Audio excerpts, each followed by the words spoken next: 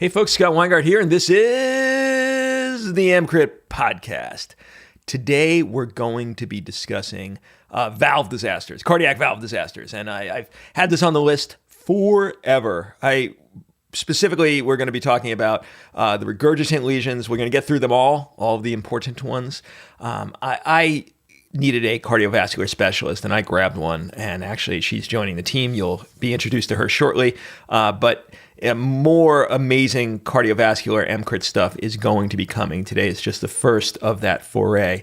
And I think this is going to be an amazing episode to listen to, but this is a complex topic, really hard to wrap your mind around the physiology, the diagnosis, et cetera. So while you should listen to this, and then you should go to emcrit.org/321 and actually look at the amazing post Trina, today's guest, actually created. So listen to the podcast and read the post as well. Now, before we jump right into it, this is a completely free episode. There's not going to be any screeching sound that's going to disappoint you at the 7-minute mark. So you could relax your stress levels right now. You're going to get to hear the whole episode. But I'm not supposed to do that based on all of the business advice I'm getting. I'm not supposed to be releasing free content. I'm supposed to be keeping everything behind the paywall and doing things like this and leaving these episodes out there for free. It's bad business, but it's good karma. But you need to understand, and I should say, just as an aside, if you're listening to this, it's because you're not currently a member. The members are not listening to this right now. Even though this is currently a paywalled site, I think I am releasing more free content than almost any other foam site out there on a monthly basis. So hopefully, people think about that before they throw any shade the way of this podcast for going to a paid model. But like I was saying, I'm not supposed to be doing that. So why don't you prove those business losers wrong and actually have these free episodes inspire you to consider joining, becoming a full member. Now, based on the pricing model of comparable products, I really should be charging a lot more money for a yearly membership. I don't want to do that. The memberships are way cheaper than they're supposed to be, again, according to these business people, because I want you to join and just become part of the EMCrit membership family and then be able to take care of your super sick patients in the best way possible, to have the stress relief of knowing that you're practicing cutting edge resuscitation and just not having to deal with crap of having to decide whether each episode, is this one going to be free? Is it not? I mean, if I could get all of you to consider joining, then I could just stop worrying about, am I releasing too many free episodes or not? All right, I've belabored this enough. I'm sorry, but I have to continue to put these messages there. Let's get right into the acute regurgitant lesions, aorta, mitral, and then a smattering of VSD. All right, why don't we start with you introducing who you are and what you do? Perfect. So I'm Katrina Augustine. I am an anesthesia critical care fellow at Emory. Actually did my emergency medicine training at UPMC, and I'm a lover of all things cardiac. So definitely am interested in critical care and critical care from an emergency medicine perspective. So excited to be here with you today. Fantastic. And do you go by Katrina? What should we call you on this podcast here? I go by Trina to family and friends, so definitely go with Trina. All right, so Trina to the EMCrit audience from thus far, because this won't be just a one-off. We're going to have you as part of the team, so people got to get to know you. All right, fantastic. And you decided for your first entry into the world of cardiovascular EMCrit to go with valve disasters, and since that's just way too big a topic, you narrowed it down to the regurgitant lesions, and then you snuck in the VSDs there because they're the same pathophysiology. Why was this the one? I started with this one because I think it's such an underappreciated topic in critical care and emergency medicine. And I think it's something that we miss so frequently. And it's also a pathology that if it is not recognized early and, the treatment is optimized, these patients can do very poorly. So I think it's a huge opportunity for us to grow in both emergency medicine and critical care in our care for these patients. For sure. Now, are we primarily going to be talking today about patients with chronic crap and they just happen to get septic or some exacerbation from a medical problem, or are we dealing with acute valve disorders here? Most definitely acute valve disorders. As straight up from emergency medicine, we like the things that are acute, happening right in front of us, and we are the best at those. And I think that these are the things that we have the biggest potential to impact. We very much focus on acute life-threatening emergencies. And probably one of the most significant acute life-threatening emergencies is our structural heart disease or valvular heart disease. So today we'll focus on acute severe disease and leave the more chronic stuff to inpatient management and many of our colleagues. I love it. Okay, which would you start with? Do you like mitral or do you like aortic to start with? Why don't we start with mitral? Because I feel like a lot of the stuff in post, I started with mitral and then aortic fell in because it's the same treatment. Yep. All right, let's do it. Do it. So what would cause a patient to come in with an acute mitral regurgitation? So there's multiple things that can cause acute mitral regurgitation, but probably the most significant ones that we will see in the emergency department are things like endocarditis and an acute MI causing ischemic mitral regurgitation. And specifically, oftentimes we see this with either an inferior MI or a lateral MI, because both of these can provide blood supply to that posterior medial papillary muscle, which is the one that's most prone to rupture since it only has that single blood supply. Other things that can occur in the ED that we don't see as frequently is if you have a patient that has a known history of myxomatous disease or rheumatic heart disease, they are prone to having chordae tendineae rupture, which can be spontaneous. But for most of us, it's going to be the endocarditis and that ischemic mitral regurgitation that's going to be our main presentation. And how are they going to look when they come in? They're going to look sick, but how do we differentiate these patients from just the regular run-of-the-mill sick patients? I think that is one of my favorite things with these patients is the way they present.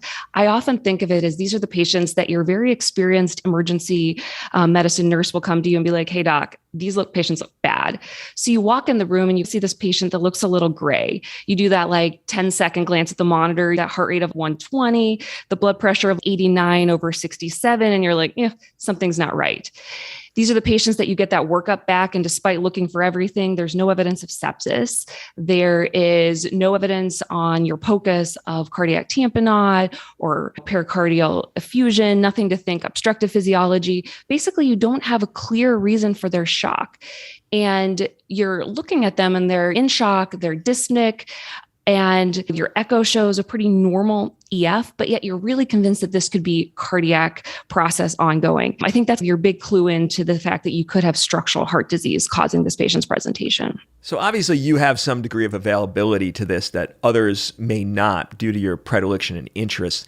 Are you doing an echo on every shock patient actually examining their valves? Because based on how you describe them, it could be pretty much anyone who comes in sick unless you actually are deliberately looking for it. So how assiduously do you search?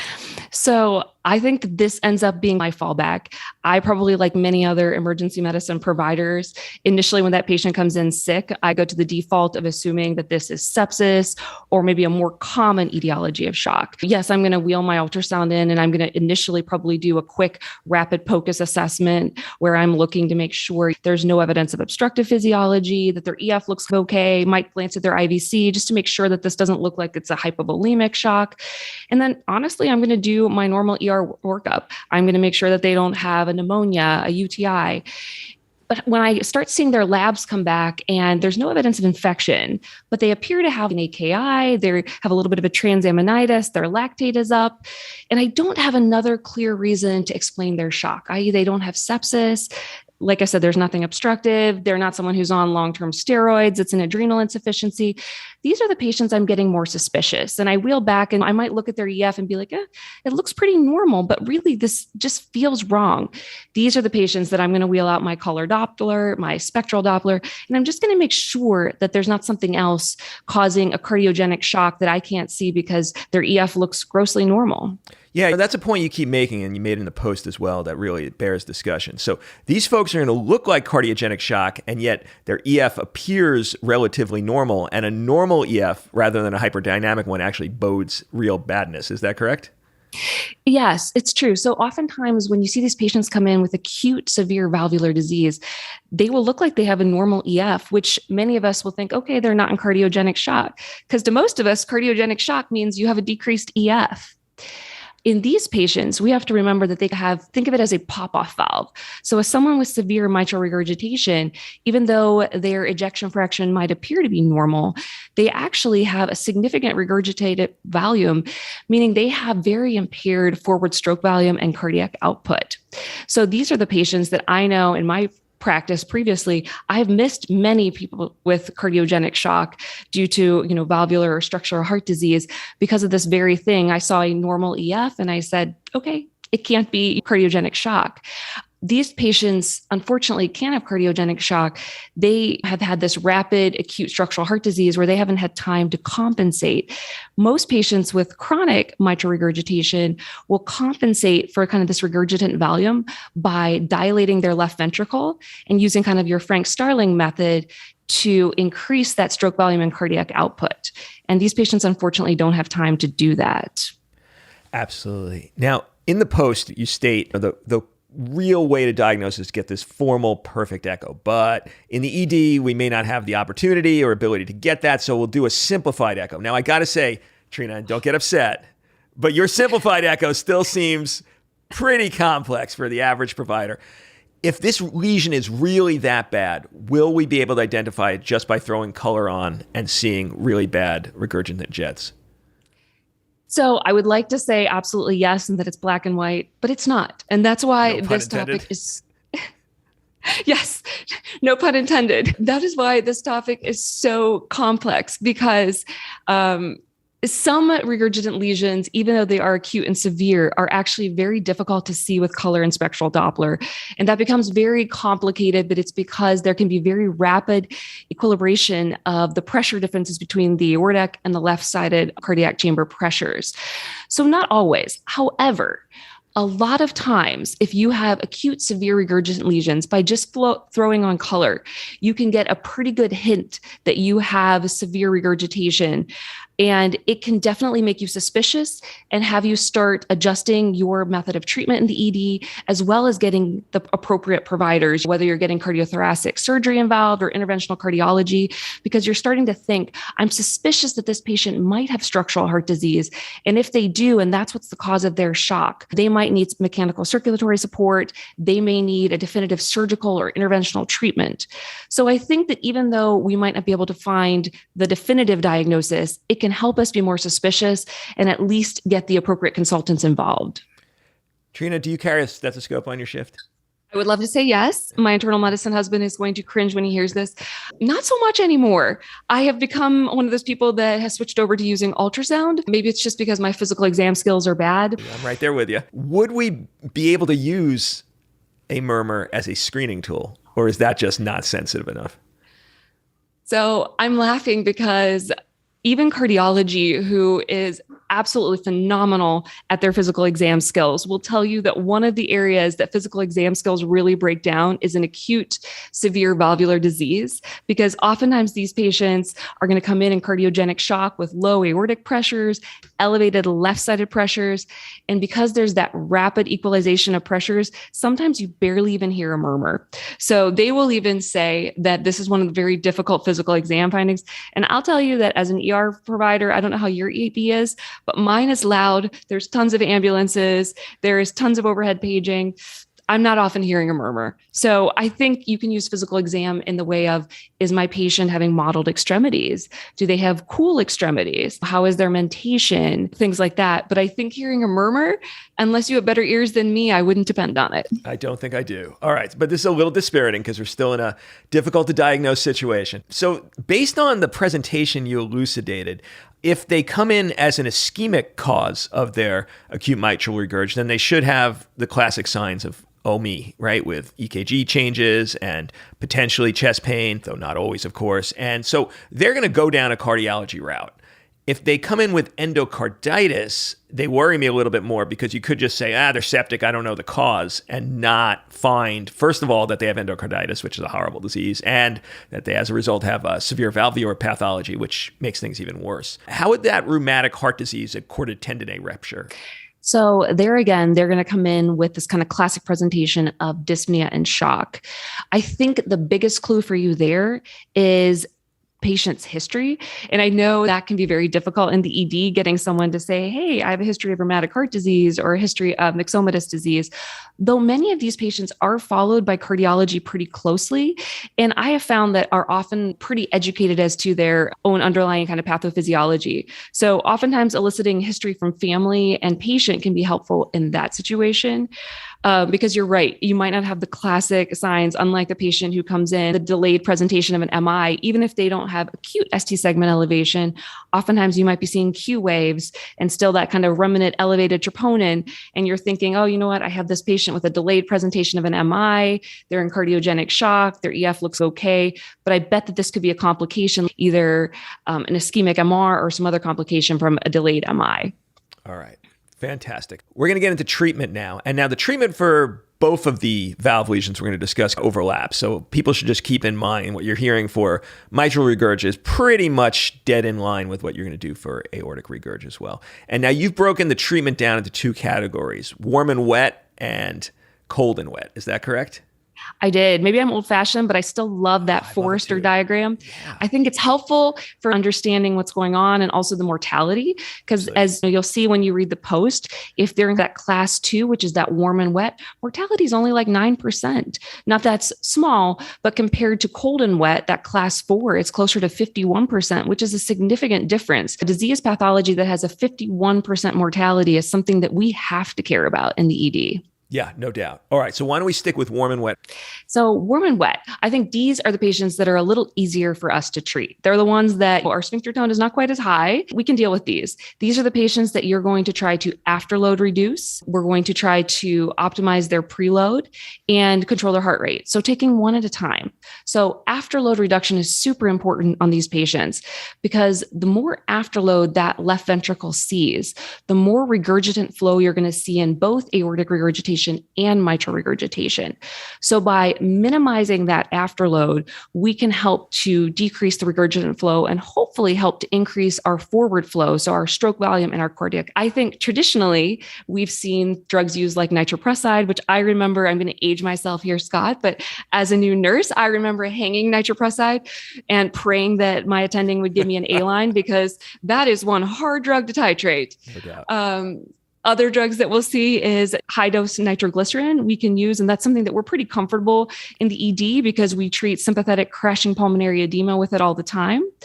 But interestingly, and I think more and more we should be using these, our dihydropyridine calcium channel blockers are starting to become super helpful in these scenarios. So I think most of us are very familiar with using nicardipine. Clofidipine is the other one if your shop is lucky enough to have it. And normally I have been at shops lucky enough to have it. I do love it. But these are all great afterload reducing drugs that can be really helpful on these. So preload reduction can be pretty straightforward for most of us. Here again, very comfortable to us. The high dose nitro that you put on for afterload reduction, you're going to get some venodilatation and decrease your preload. So that's kind of hitting two birds with one shot. We can also try diuresis with like your loop diuretics. One of the things I like about Lasix is even though the diuretic function might take a while to kick in, it does have some ability to cause venodilatation, which can also decrease your preload. And that can kick in much quicker in a matter of minutes. So that can be helpful as well. And then one of my classic favorites is using non-invasive preload and afterload. So in these patients, it's phenomenal. And a lot of these patients are feeling super dyspneic. So throwing on some good BiPAP or even CPAP can be super helpful in these patients. And then lastly, and this is something to keep in mind with both aortic regurgitation as well as mitral regurgitation, is heart rate control can be paramount. If you think about it, bradycardia in these patients can be really detrimental. And this can be because they're having increased time in diastole, so increased time for regurgitant flow. Also, these patients have a relatively impaired stroke volume. And if you think about it, your cardiac output is equal to stroke volume times your heart rate. So for these patients who are taking a hit to their stroke volume, by having a relatively faster heart rate, you can also increase their cardiac output. So these are patients that you definitely don't want to be doing any beta blockade, any non-dihydropyridine calcium channel blockers like diltiazem or verapamil, because you definitely don't want to create bradycardia. Absolutely. That's all fantastic. The one that comes to mind immediately in these patients for me, and you mentioned this in the cold and wet But dobutamine is a really nice drug for these patients because especially if they're bradycardic or even, I think even 80, I'd like these patients to be going a little bit quicker. And so you're going to get a little bit of vasodilation, you're going to get an increase in heart rate, and your overall effect probably will be towards an increase or maintenance of blood pressure. But you really have gained blood pressure control with your afterload reducing agents. So now you could really just titrate dobutamine to heart rate and to stroke volume increase. Are you on the same page for that? 100% the same page. I am a huge lover of dobutamine. Obviously, in some patients, it doesn't work because you can actually get too much of a chronotropic effect. But in these patients with this pathology, I find that dobutamine is a very helpful drug. And I also find that it is one of the inotropes that you can get in the emergency department. I think most of us find that milrinone, one, it's hard to get. Two, it's so slow. Yep. And in these patients, most of them have an AKI, will have very delayed clearance. Definitely my inotrope of choice. Love it. Now, you don't get away with this, Trina, and you're trying to, but you tried to slip in there showing your age, and yet you're a young fellow, but you've had experience in medicine prior to medical school, and you really have to tell the listeners just a minute or two about that.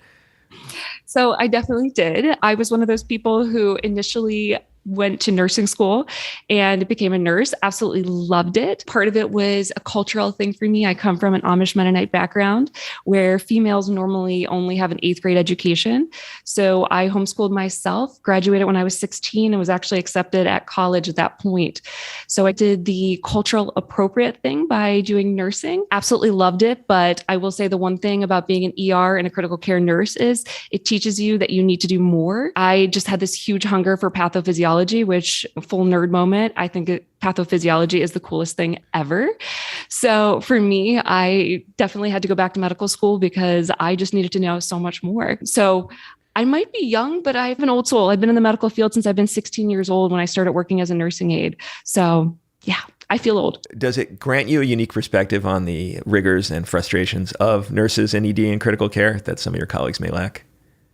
I think it definitely does. And part of that's because I've worked every role at this point coming in. And I think about it, even when I was preparing a podcast like this, I was thinking how it's so easy for us physicians to write the order to hang a drug, nitroprusside, and forget about putting in the A line. And I think about the poor nurse I literally have 4 patients and you're expecting me to titrate a drug that I need to be in the room pushing the blood pressure cuff every 2 to 3 minutes. I think that especially in this era of COVID, our nurses are stretched so thin, and having us as physicians being able to work with them as a team and understand the struggles that they're facing too, just helps us to give the best patient care when we can really understand what they're going through and work together as a team.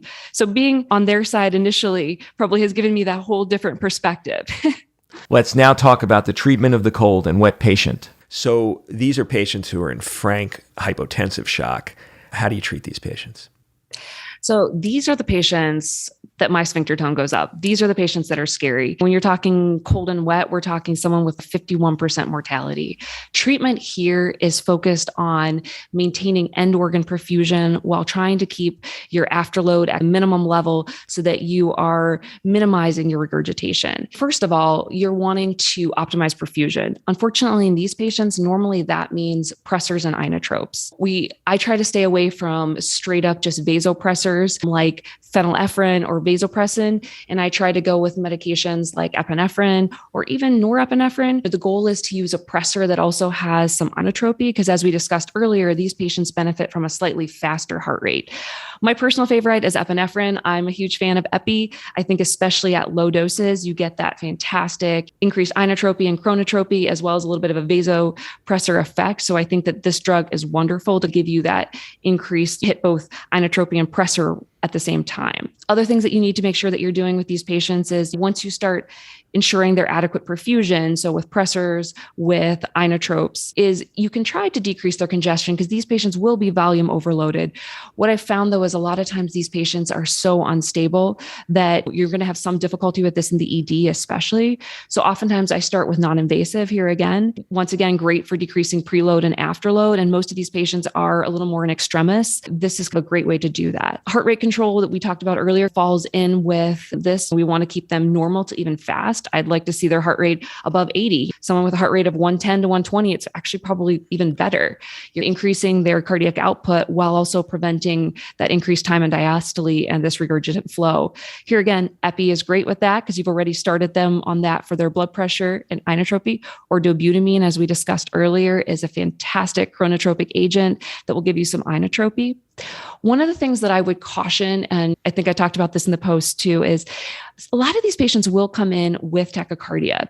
And the question is always, is this a compensatory tachycardia or is this maladaptive? And I bring that up to say, if a patient comes in and is an AFib at a rate of 120, this might just be them having a compensatory tachycardia. And I would be very cautious to touch that. This is not someone that you want to rate control and make them bradycardic. On the other hand, if they come in with atrial fibrillation with a rate of 170s, 180s, that could be maladaptive. If they're going that fast, you might need to consider some rate control, but I say that very cautiously. And I bring this up because I put it in the post and I want to make sure that people don't, without thinking that we just throw a lot of drugs at them and slow their heart rate down and get them to a bad spot. So these are patients that if you are going to rate control, I would be calling my cardiology colleagues and saying, hey, look, I'm concerned about this patient because even with a cardioversion or amiodarone, there is a risk of making their heart rate too slow. I love that all so much. All right. Is there anything else we have to hit on mitral regurg before we move lower? I think the big thing to remember is on these patients with severe, acute mitral regurgitation, making sure that you're getting your interventional cardiology or cardiothoracic colleagues involved is imperative. Most of these patients are going to require mechanical circulatory support to help stabilize them till they get definitive either surgical treatment or interventional treatment. Nowadays, interventional cardiology is starting to do so many cool things with structural heart disease, including temporizing things like a MitraClip on someone with severe mitral regurgitation. So getting them involved is super important. So I don't think I can emphasize that enough. If you were at a center, the community doesn't have, they might have, the ability to do CAFs, but not much beyond that. And they certainly don't have cardiothoracic surgery. Is this a must transfer diagnosis? I would say that this is definitely a must transfer diagnosis. These patients have incredible, high mortality and do need to be at, tertiary or quaternary care centers with all of the different resources available. Should we move on to the aorta? Let's do it. All right. So what is going to cause aortic regurgitation of an acute nature? So here again, multiple things can cause it, but I think the things that we're going to see in the ED, the big ones would be an aortic dissection. So your classic type A dissection. Here again, endocarditis can cause it. And then you can have a functional or a secondary aortic regurgitation, secondary to other aortic pathology if you have someone with a large aortic aneurysm. But the big things that we're going to see is that classic aortic dissection or endocarditis patient coming. Absolutely. And will there be anything in particular besides their history that would differentiate these patients from a standard shock patient? Or is it, again, the same bag of you got to look or else you're not? I think here again, it's oftentimes you have to look or you're not going to find it. Here again, I look at it as the diagnosis of exclusion. So often rule out everything else. Now, I will say, especially I think you, like me, will have a high suspicion for aortic regurgitation when I have that patient come in that has the classic story for an aortic dissection and they look really bad and so bad that you really can't almost get them to CT, but you throw on your ultrasound and suddenly you're seeing potentially even a pericardial effusion. You're starting to see all these other things and you're thinking, this is a proximal dissection. I'm really suspicious that I have significant aortic regurgitation. Some real banner rules come out of all of this discussion that I've emphasized on the podcast, but it's worth hitting again. And you've mentioned them, and I think we really should put some emphasis on them, which is if you had to have the idiot's guide to these valvular pathologies, the regurgitant lesions you want to keep fast. And in general, the stenotic lesions you want to keep slow. So, absolutely. And you're probably not going to go too wrong with that. The other real key is anytime something is weird is going on with cardiovascular physiology and they're in a relatively stable state with tachycardia, you really have to ask yourself if it's a clever move to get rid of that. And that's what you've just been speaking to. But your pulmonary hypertension patients, these regurgitant lesions, you could really change them from talking to dead pretty quickly by taking them from 130 down to 60. So it just speaks to exactly what you've been emphasizing. 100%. I could not agree more. You maybe have an inkling of suspicion, so you decide you're going to ultrasound these patients looking for aortic regurg. Is it still really hard and really complex, or is this one easy? Can I just look for the big jet? Tell me something good. I would love to make this one like simple, straightforward, and easy. You can definitely look for the big jet. I tell people, throw it on, get your apical 4-chamber, tilt your ultrasound probe up a little more so you can get that beautiful 5-chamber. For the simplest thing, just throw color flow Doppler over it and look for that kind of nice red regurgitant jet that's coming right back towards your probe. A lot of these patients, especially if it's secondary to aortic dissection, you might see that dissection flap that's going to clue you in, or you might even see evidence of an effusion. Any of those things can really give you a big hint and make this a little bit easier for the diagnosis. Yeah, it seems like the dissection ones, it's a secondary issue that's going to be a pain in the butt for someone later on. We have some other priorities, like keeping that patient alive and getting them to the operating room or transferred. Having this as one of the etiologies of hypotension in your dissection patient, I think, is the real key thing to remember. And having that list immediately available in your mind of everyone's, they always present hypertensive and tachycardic. Yeah, sure they do, until they have something else, like they're bleeding into their left chest, or they have a tamponade, or they have aortic regurg, or their big MI. Okay, so you have the endocarditis patients, you have the aortic dissection patients. Is there another group that's going to present in a way that should make our spidey senses tingle? I think that those are the main ones that you're going to see. You can see people with a secondary kind of severe aortic regurgitation if they have any aortic pathology. So someone that has massive aneurysm, there again, your clue in will be those patients know. Those are patients that have been under screening for quite some time and feel very strongly about not missing their appointments. So between them and their family members, they're pretty good about saying, hey, the doc's been watching this. So if you think about it, the aortic valve is a passive valve, unlike the mitral valve, which is an active valve. So with mitral regurgitation, pathology that affects the LV can really cause this functional or secondary MR, versus with aortic regurgitation, a secondary or functional aortic regurgitation is more likely caused by aortic pathology that's stretching out that aortic valve. So anybody that has significant other aortic pathology could also present with this. All right. Is there anything different in the treatment? Now, obviously, dissection is a whole different treatment pathway, which I hope most people in the emergency department know about at this point. What else would be different between mitral regurg and aortic regurg? I think that the biggest treatment difference is the fact that, unfortunately, these patients are not very amenable to mechanical circulatory support. And I bring that up because that's super important. I know when we discussed mitral regurgitation, we talked a lot about medical management. I will tell you that those are patients that really you want to get mechanical circulatory support on board as soon as possible, because while pressors and inotropes can maybe help temporize them, they also are increasing your myocardial oxygen demand and the workload on the heart, versus mechanical circulatory support, which can allow the heart to rest a little bit. Unfortunately, with aortic regurgitation, you're pushed into a really hard spot. These patients have this incompetent aortic valve. And if you put an intra-aortic balloon pump on them or VA ECMO, you're going to basically just increase that regurgitant flow. Even things like an Impella, which is that left ventricular assist device, you're going to end up just having recirculation, because any blood that you pump out of the left ventricle can just recirculate right back through that incompetent aortic valve.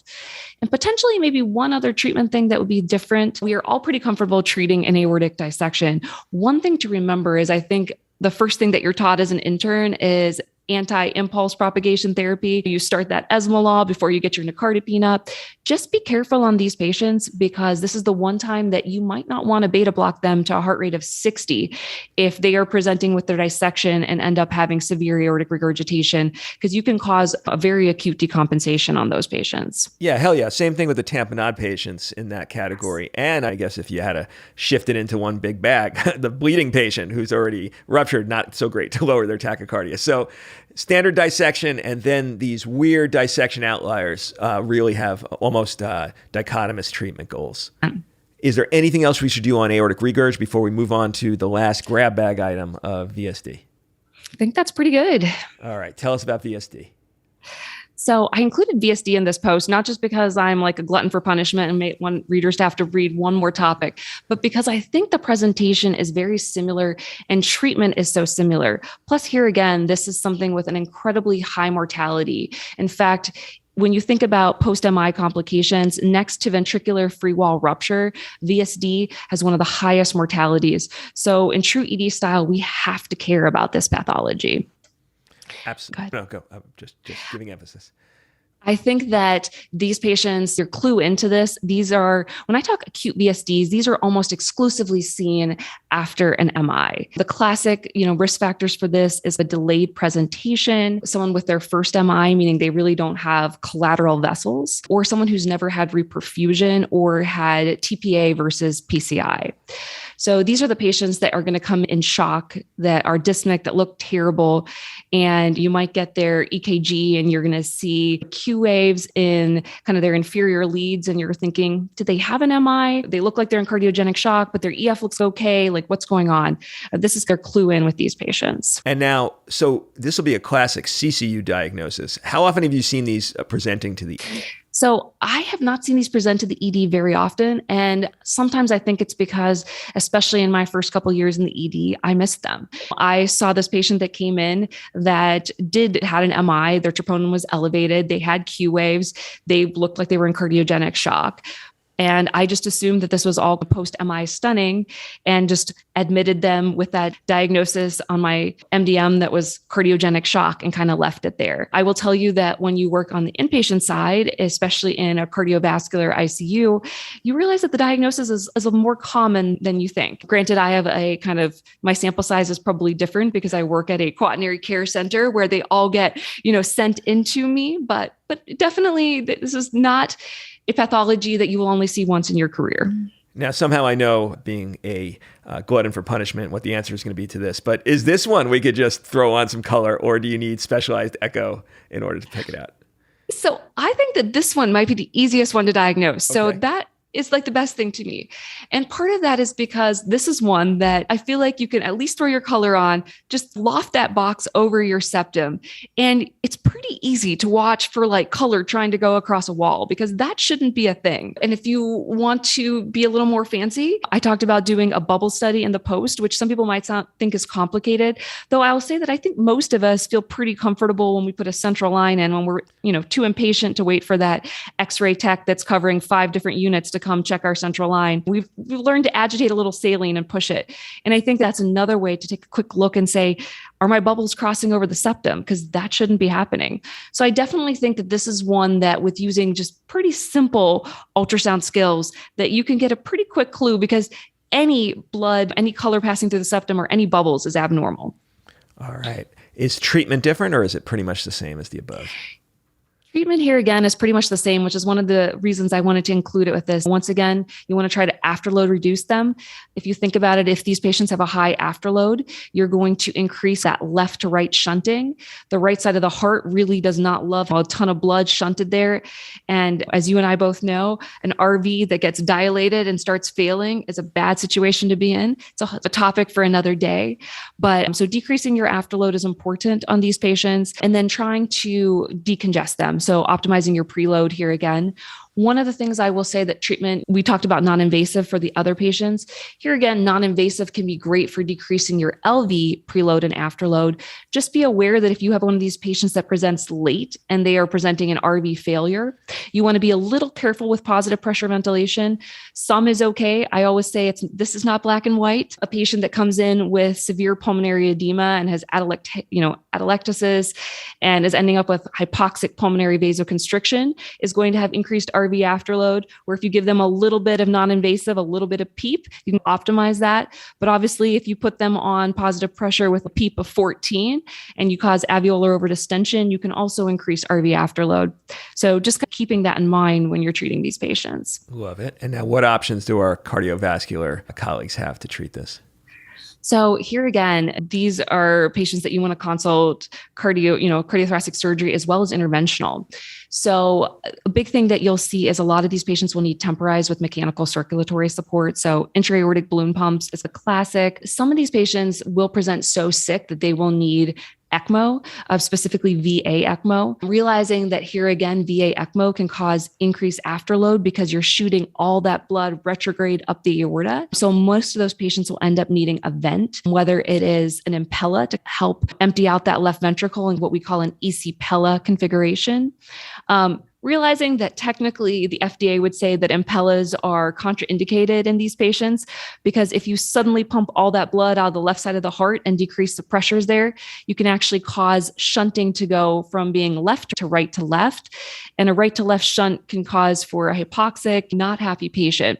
So these are patients that are super, super sick. Ideally, you get them temporized, and cardiothoracic surgery will tell you that they would prefer to wait to fix these VSDs for a week to 2 weeks, because when that kind of friable tissue contracts, you can have this kind of residual VSD even after they fix it if they do it too soon, which is the beauty of interventional cardiology, because sometimes they can even go in with an Amplatzer device and actually, if not close the VSD, try to at least make it smaller. So definitely getting your colleagues on board, the most important part. I love it. All right. Is there anything we missed that we should... I think those are the big things. I know it's a lot of stuff. Now, people are going to listen to the podcast. They're going to be like, it's a lot of stuff. You got to read the post. There's no point without Got to read the post. Got to read the post. Got to see the pictures. There's a lot there, but it's worth it. I think it is some of the best valve stuff I've read. So I can't thank you enough for coming on the show, Trina, and this is going to be the first of many. Awesome. I am so excited to join you and cannot wait for many more. Hope you enjoyed that as much as I did recording it. This has been Scott Weingart for the EMCrit podcast saying bye-bye. Physician CME for the EMCrit podcast is provided by ebmedicine.net. EB Medicine is the home of the best evidence-based medicine publications out there. If you're interested in checking out their stuff, go to ebmedicine.net/EMCrit.